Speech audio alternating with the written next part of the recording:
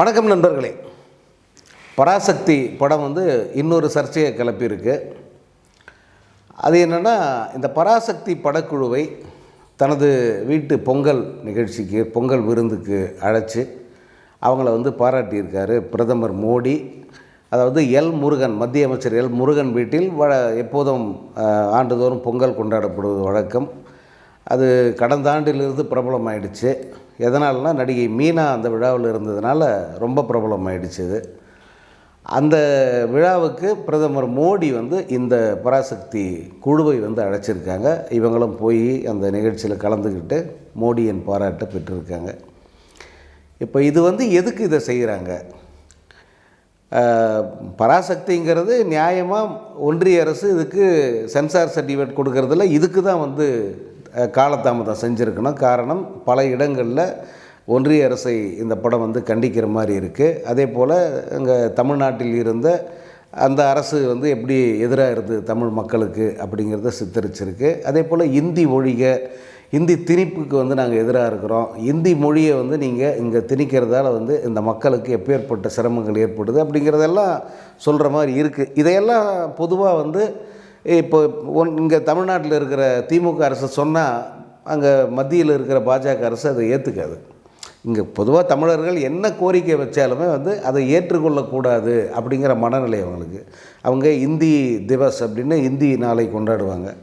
நம்ம அதுக்கு எதிர்ப்பு தெரிவித்து அதை கண்டுக்கவே மாட்டாங்க. அல்லது இந்தி நாளை ஒட்டி இங்கே ஏதாவது புதுசாக இந்தியில் அறிவிப்பு வெளியிடுவாங்க. அதுக்கு ஆட்சேபனை தெரிவித்து அவங்க கண்டுக்கவே மாட்டாங்க. இதுதான் அவருடைய மனநிலை. அப்படி இருக்கிறவங்க திடீர்னு பராசக்தி குழு மீது அவங்களுக்கு என்ன கரிசனம், அவங்கள கூப்பிட்டு எதுக்காக பாராட்டுறாங்க, விருந்து கொடுக்குறாங்க அப்படின்ற கேள்வி எல்லார் மட்டத்திலே எழுந்திருக்கு. அதே போல் இன்னொரு பக்கம் ஜனநாயகனை அவங்க சென்சார் கொடுக்காமல், சென்சார் சான்றிதழ் தராமல் பிடிவாதமாக அவங்க இழுத்தடிக்கிறாங்க. இந்த ஜனநாயகன் படம் நல்ல படமா மோசமான படமா அப்படிங்கிறது வேறு. நமக்கு அதில் நிச்சயமாக வேறு கருத்து இருக்குது. எனக்கு ஜனநாயகன் படம் அந்த ட்ரெய்லரை பார்க்கும்போதே அது ஒரு குப்பைன்னு தெரியுது. அதே போல் அந்த படம் எந்த படத்தை பார்த்து தழுவி எடுத்தாங்க அப்படிங்கிற உண்மையை இயக்குனர், அந்த இயக்குனர் சொல்லிட்டாரு, அந்த பகவந்த் கேசரி இயக்குனரும் சொல்லிட்டாரு. ஸோ அதனால் இது ஒரு தெலுங்கு ரீமேக்கு. அது என்னவா இருக்குன்றது நமக்கு தெரிஞ்சிருச்சு. அதனால் அந்த படம் கண்டென்ட் வைஸ் அது குப்பை தான்.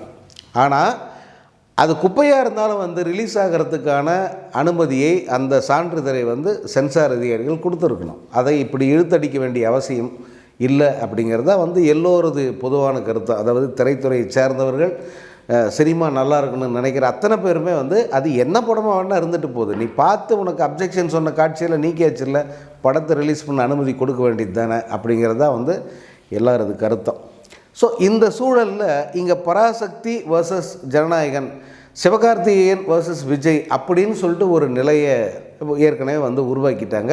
இங்கே அடிச்சுக்கிறாங்க. இந்த படத்துக்கு எதிராக மிக கடுமையான விமர்சனங்களை விஜய் ரசிகர்கள் வைக்கிறாங்க. நாங்கள் இன்னும் பலமாக களத்தில் இறங்கி இந்த பராசக்தியை ஓட விடாமல் பண்ணுவோம். இந்த சூழலில் பராசக்தி குழுவை அவங்க அழைச்சிருக்கிறது இன்னும் இங்கே மோசமான ஒரு சூழலை ஏற்படுத்தும் இந்த இரண்டு குழுக்களுக்கிடையே. இன்னொரு பக்கம் அரசியல் ரீதியாக இதற்கு பெரிய முக்கியத்துவம் தரப்படுது.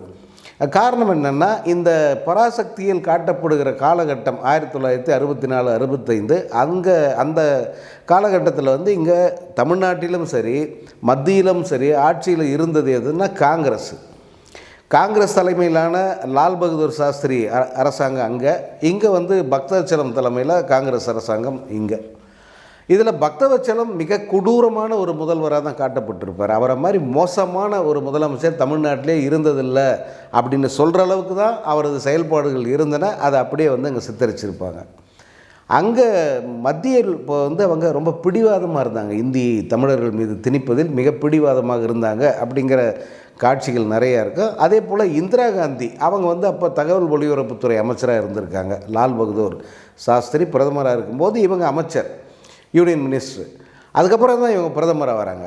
அப்படி பிரதமராவதற்கு முன்பு அவங்க ஒரு அமைச்சராக இருக்காங்க. இந்த அமைச்சராக இருக்கும்போது இந்த மாணவர் தலைவர் அவரோட நேருக்கு நேராக வாதம் புரிவது போல் அதற்கு இந்திரா காந்தி தமிழர்களுக்கு எதிரான மனநிலையில் பேசுவது போன்ற காட்சிகள் எல்லாம் அதில் வரும்.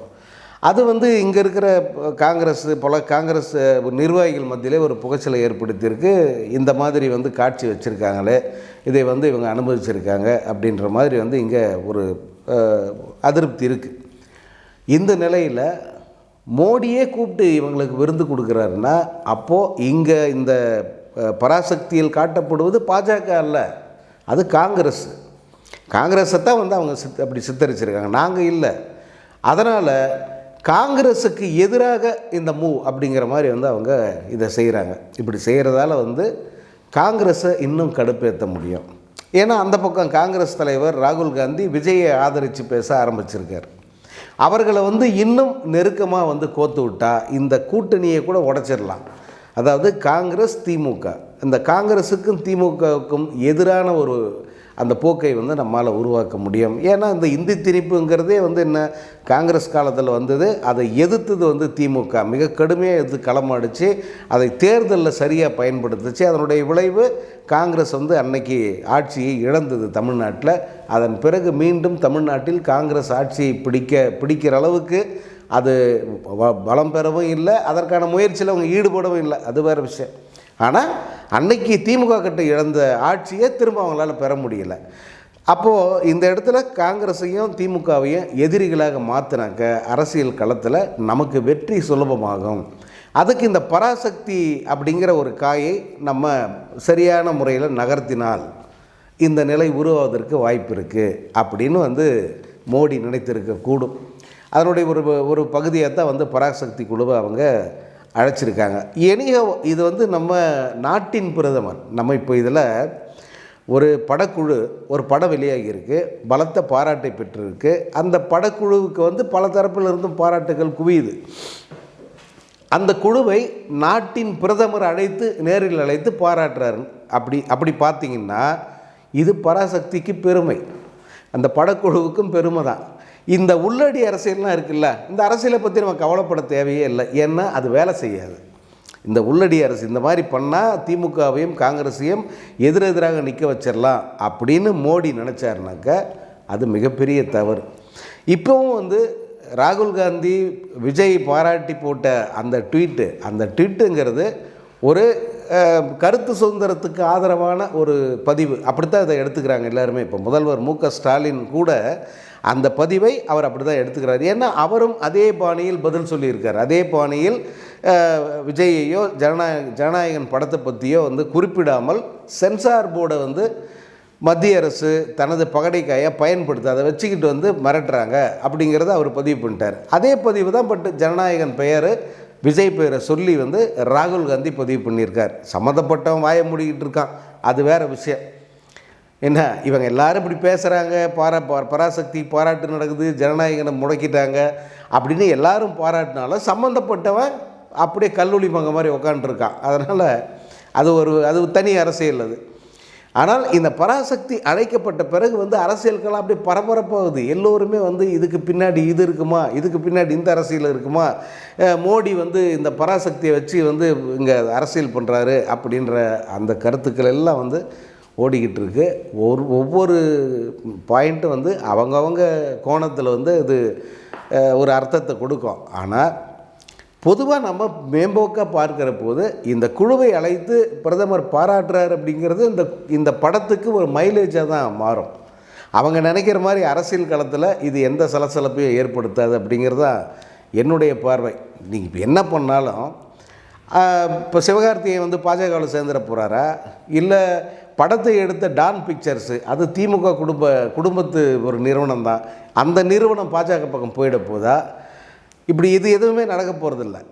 ஆனால் ஒரு இந்த மாதிரியான ஒரு கருத்தை வந்து உருவாக்குறது, அப்படி உருவாக்குவதன் மூலம் அரசியல் களத்தில் இவர்களை எதிரிகளாக மாற்ற முடியுமா அப்படின்னு ஒரு முயற்சி பண்ணி பார்க்குறாங்க. பட் அது நடக்கிறது ரொம்ப கஷ்டம்.